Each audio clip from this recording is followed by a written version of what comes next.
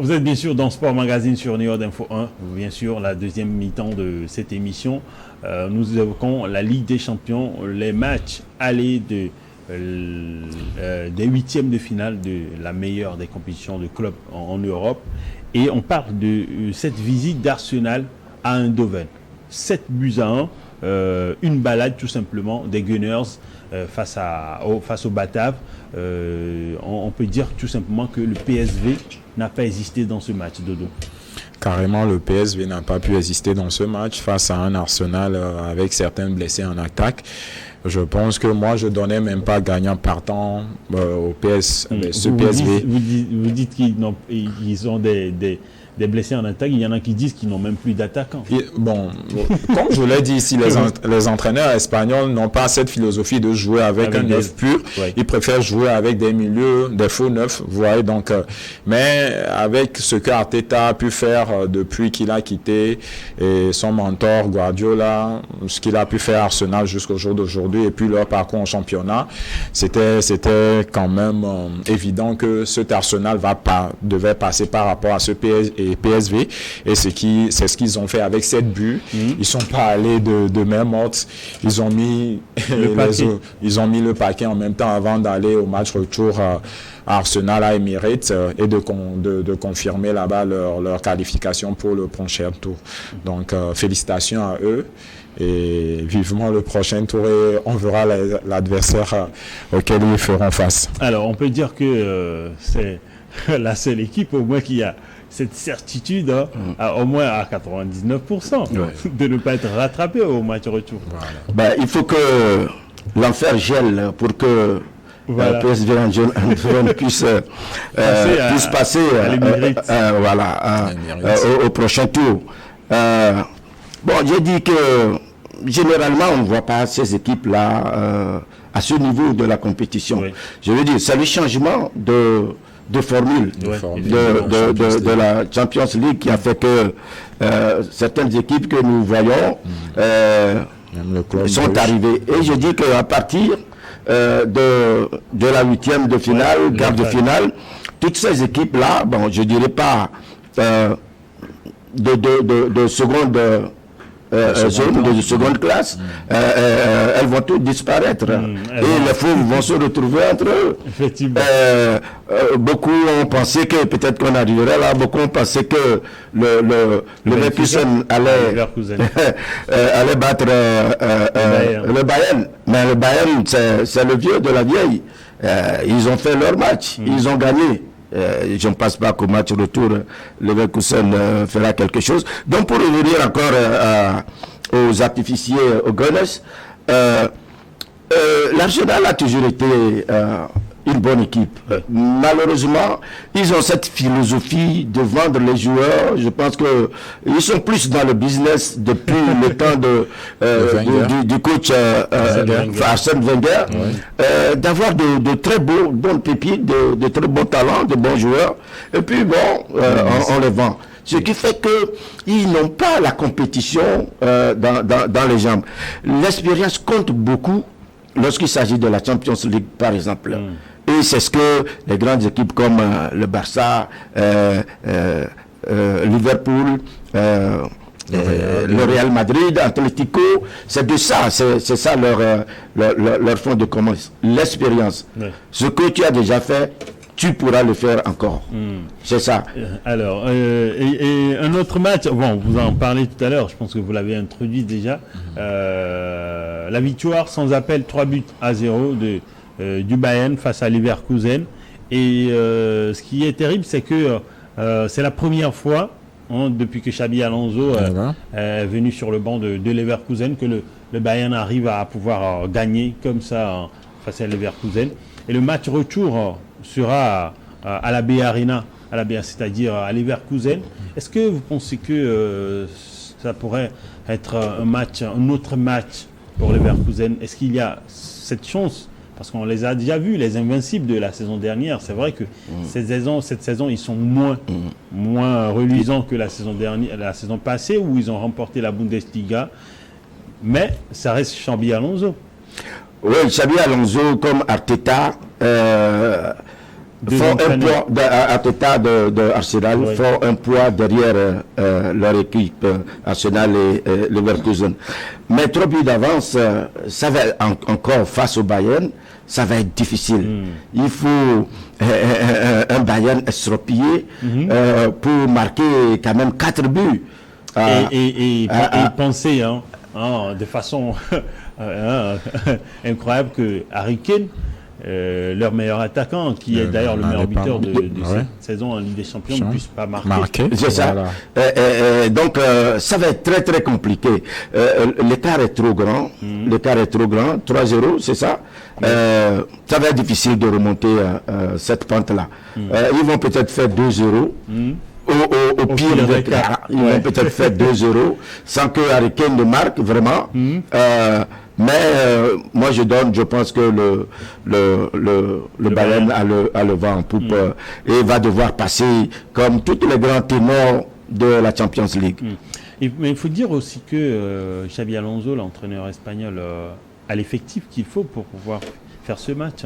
Oui, effectivement, Xabi Alonso a l'effectif qu'il faut, mais notons que les 2 confrontations en championnat et face au Bayern et puis en Coupe d'Allemagne, je pense que Vincent Kompany a un peu étudié cette équipe et puis il a trouvé maintenant vraiment comment pouvoir battre cette équipe. C'est ce qui s'est fait la fois dernière et ça serait très difficile pour le Bayern Leverkusen parce que c'est une équipe qui ouvre le jeu.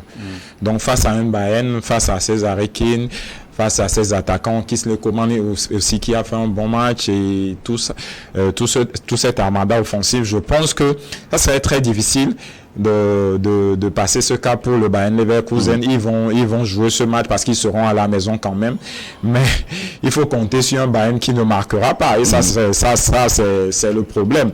Donc si le Bayern ne marque pas, au pire des cas, comme l'a dit mon confrère, ça sera un 2-0 ou un 2-1. Mais je ne donne pas quand même partant gagnant ce Leverkusen que j'ai vu la fois dernière. Je pense que Vincent Kompany est en train de faire un bon travail. Il est arrivé cette saison. N'oubliez pas que tous ont été toujours élèves de Guardiola et il s'inspire de cette marque de fabrique. Et je pense que si on lui donne du temps dans cette équipe, je pense qu'il fera un bon travail. Et voilà, donc je donne le Bayern Munich gagnant. Alors, et il y a aussi, on va terminer, c'est vrai qu'il y a eu la victoire aussi de l'Inter Milan en 2-0 face au Feyenoord et puis le nul entre Lille et Dortmund, ainsi que cette victoire de Aston Villa, l'autre club anglais encore en compétition face au club Bruges à l'extérieur, 3-1.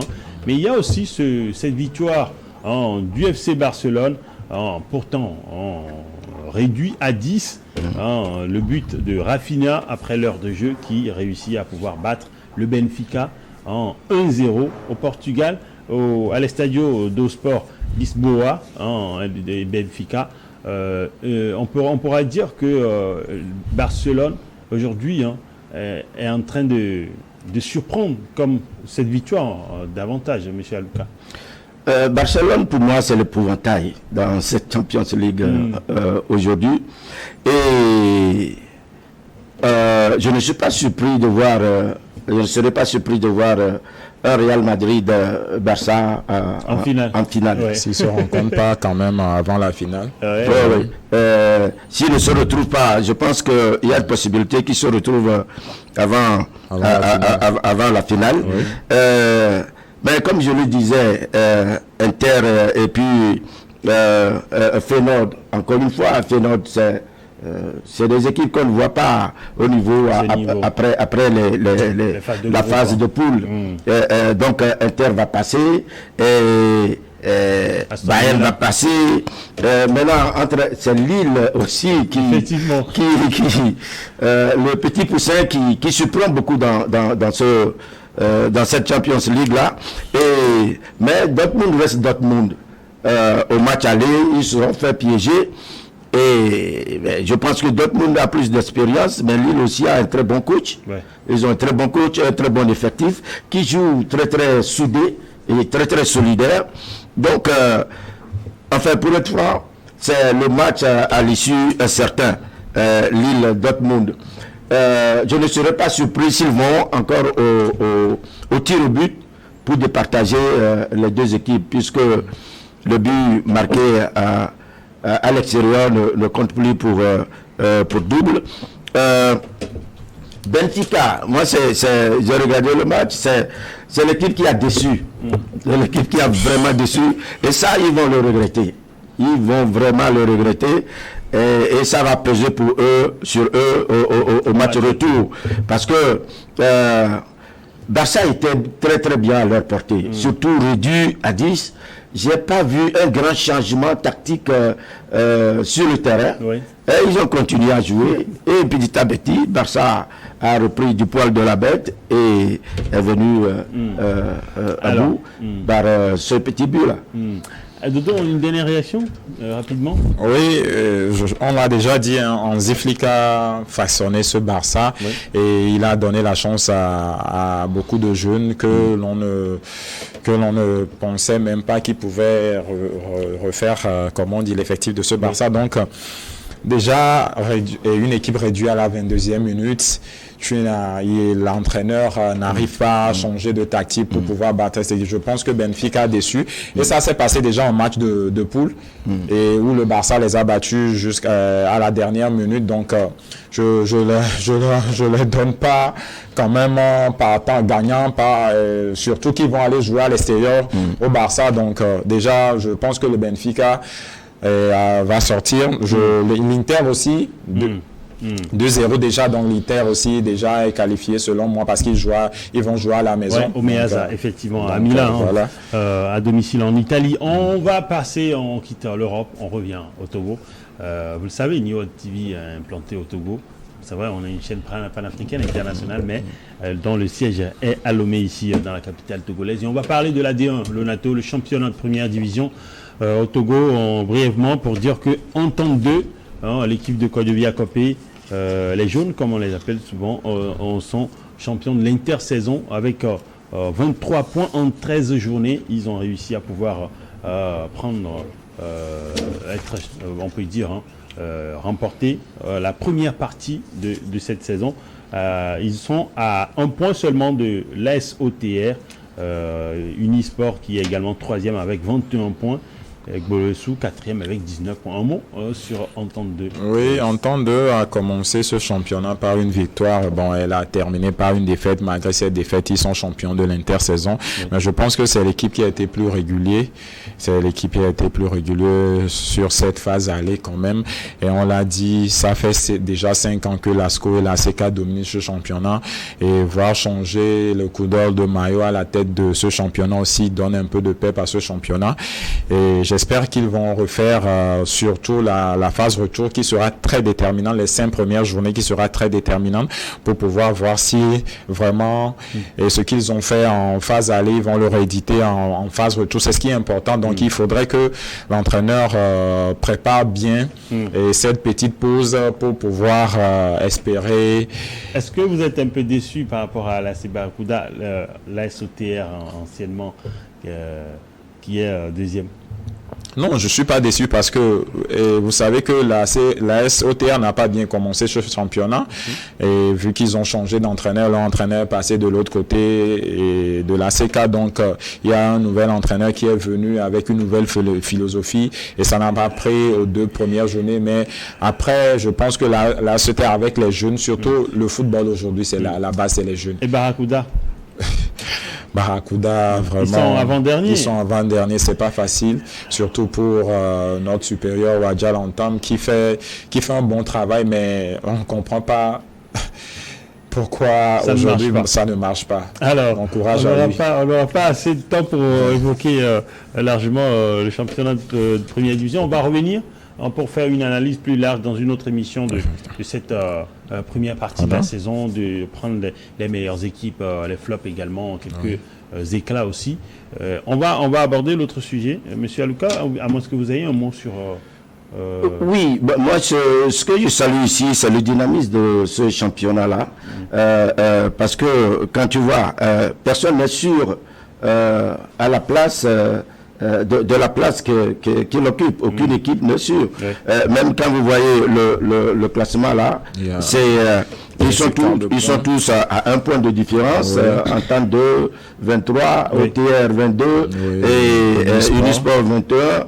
Espoir 20. Donc, c'est le quatrième est pratiquement à 3 points de choses. C'est comme au niveau de la Liga. Oui, effectivement. Oui, donc il y aura match, comme on dit, à la phase de retour. Oui, effectivement. Alors, on va terminer avec le trophée Alouka, le tournoi, la 4e édition du tournoi interscolaire qui se joue dans le Cloto à Mélé et s'annonce. Le lancement, c'est le 29 mars prochain. Monsieur Alouka, vous l'aurez compris, vous qui nous suivez depuis le début de cette émission, que c'est lui le promoteur, Monsieur Léo Alouka. Alors, dites-nous un peu sur l'édition de cette année. Merci beaucoup, Pinto. Vous savez, depuis 30 ans, nous travaillons avec les seniors au niveau du Grand Cloto dans le tournoi qui porte dans le trophée porte notre nom, trophée Alouka. Et après 30 ans, nous avons compris que le travail se trouve plutôt à la base. Il faut travailler plutôt avec les jeunes. Et quand nous étions sur le banc, le championnat scolaire était très dynamique. On jouait de Dany jusqu'à Palibé. On avait même joué une fois contre Socoré. C'était des moments vraiment inoubliables. Alors, à notre niveau, pour apporter un peu notre appui, nous avons décidé avec les cadres de l'enseignement du milieu et également l'inspecteur de la jeunesse sport, de voir comment organiser un peu un championnat au-delà de ce que le ministère organise déjà. Donc nous sommes à la 4e édition. Mais les matchs, je pense que vous étiez là, vous êtes témoin de certains matchs avec... à 2 éditions. Voilà, avec... Quelle ferveur. Je vous assure, l'adhésion et l'engouement de la foule, l'adhésion du corps enseignant et tout ça, c'est ça qui nous donne encore le courage d'aller à cette 4e édition. Et il y a 18 équipes masculines et féminines qui vont participer à cette 4e édition. Et nous savons que ça va être très, très, très enlevé.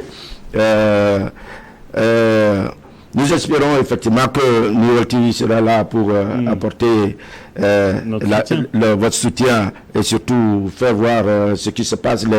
Malheureusement, les recruteurs, les gens qui s'occupent des centres de formation ne sont pas souvent là pour voir. Parce qu'il y a quand même...